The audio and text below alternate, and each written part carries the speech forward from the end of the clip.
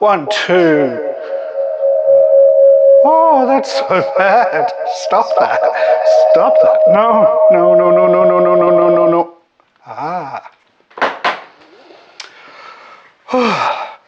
Hello. So today we're going to kick off the MPC 60 restoration. Actually, I filmed this a while ago and the MPC 60 is down here, but you can't see that. So I'm going to try and keep this to 2 parts and no more than about 10 minutes each. Today we're going to concentrate mostly on cleaning, getting the floppy out, getting the floppy working, and starting to do some of the basic restoration. With that in mind, let's kick off.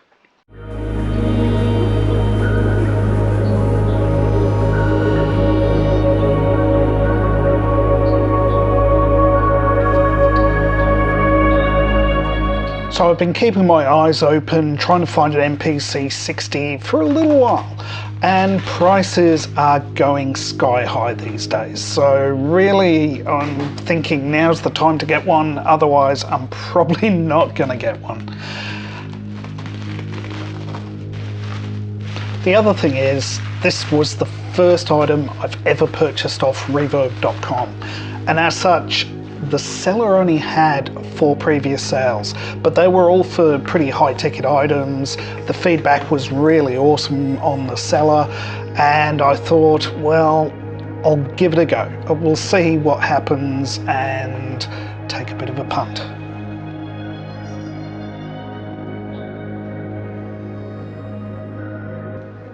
You know, I've spent a bit of money on this, so I've spent about half of what an MPC 60 goes for at this point, but yeah, the realization's starting to set in that, yeah, this MPC's in pretty rough shape.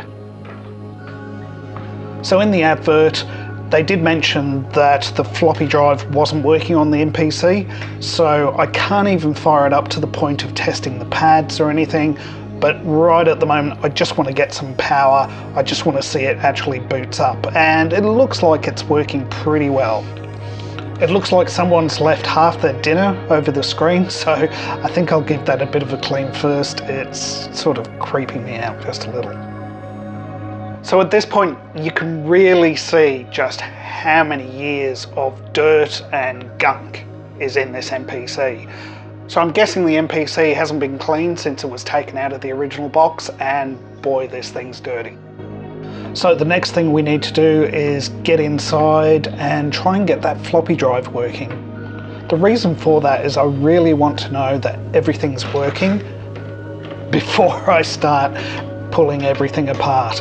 And that's important to know, not only that, you know, I've spent the money wisely, but also that if I need to order any parts, I can get those ordered while I'm doing the restoration, and that way I don't get the restoration finished, put it all together, use it, and find, oh, I now need to wait a few weeks for parts. So I'm continuing to clean a little as I go. As I keep saying, it's really hard to see on camera, but this thing is absolutely filthy. So finally getting to take a look inside, and the first thing I can see is someone's done a memory upgrade at the bottom left there. So this will have the full amount of memory, which is good because eventually when I add SCSI to this and add some more storage, it'll give me a much longer sample time. Actually, it doubles the sample time of the MPC to about 20 seconds if I remember correctly.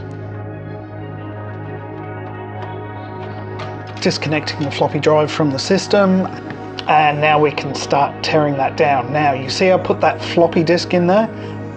That's going to cause me problems because it won't even come out. So I'm trying to very carefully remove the front bezel there. Obviously the plastic's really old, and old plastic breaks easy. So as you can see, the floppy disk wouldn't even go in, it wouldn't seat in the drive. So it's really going to be a matter of just once again cleaning a lot of gunk actually out of this floppy drive. Mostly the problems are related to old lubricants that dry up over time, and they do exactly the reverse of what they're designed to do.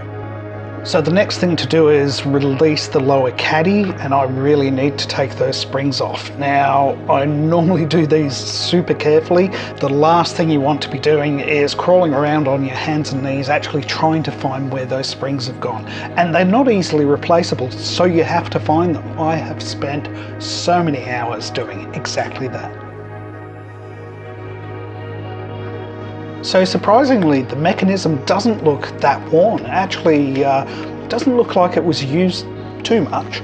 So we should be pretty good once we've got it cleaned up and once we've got it re-lubricated. Everything probably will work.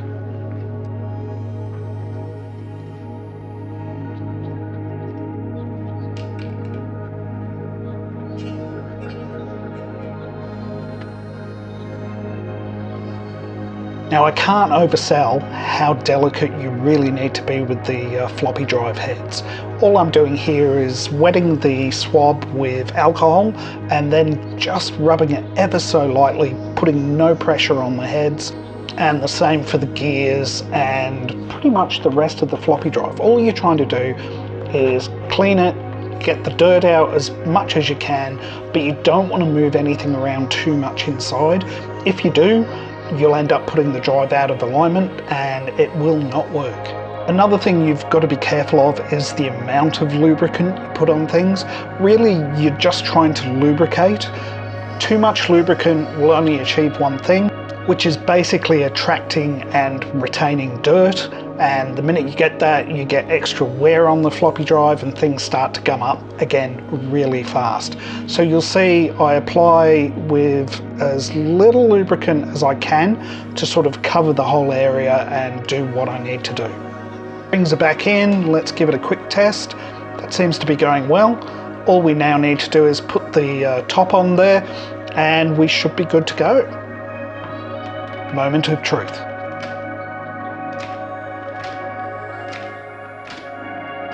Beauty! So let's get it back into the MPC and test it. Hopefully everything will work.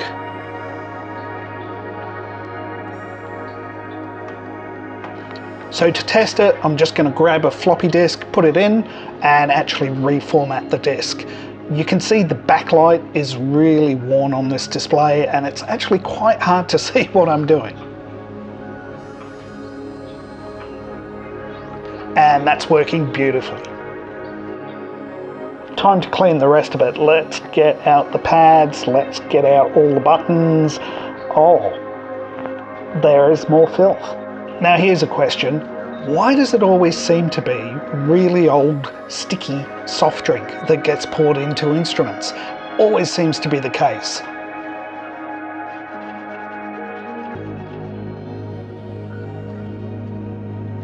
I was surprised how absolutely stubborn this was to come off.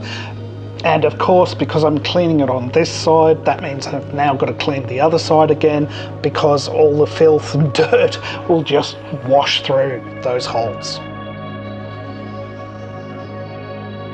Soft drink is just the worst thing to get out of an instrument, and it always seems to be the case. The other thing I'm being really mindful about is, of course, I've got a painted surface on the other side, so I'm using skewers here to try and clean without having to be too abrasive.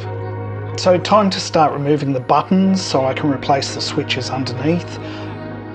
So you can really see how yellow the plastic's gone, and of course again, how filthy it is around those buttons.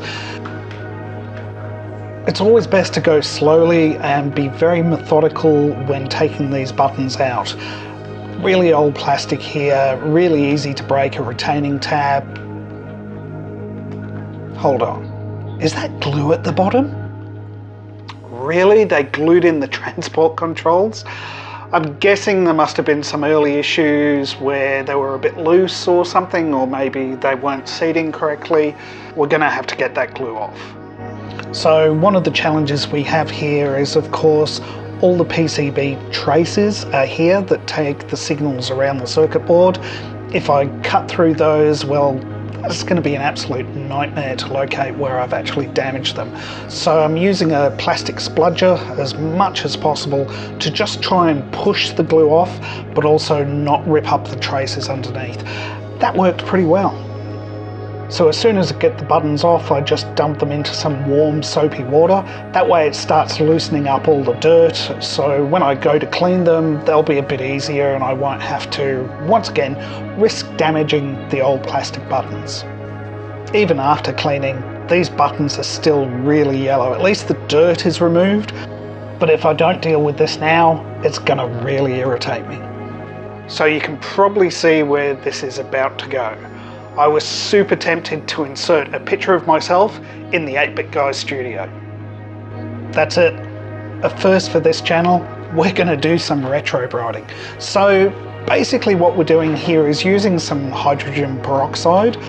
So this combined with heat and ultraviolet from the sun will make the plastic slowly over a few hours go back to a lot whiter and a lot closer to what the original colour would have been.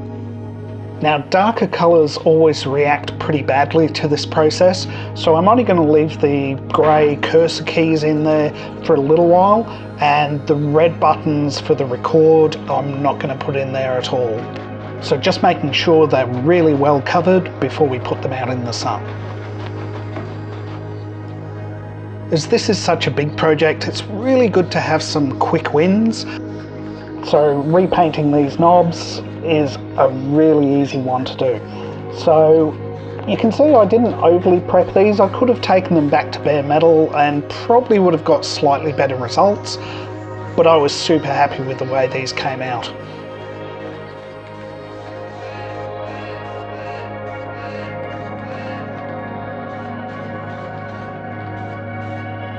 Now, for those that were watching the video last week, I did make a promise. This week, we're going to watch paint dry.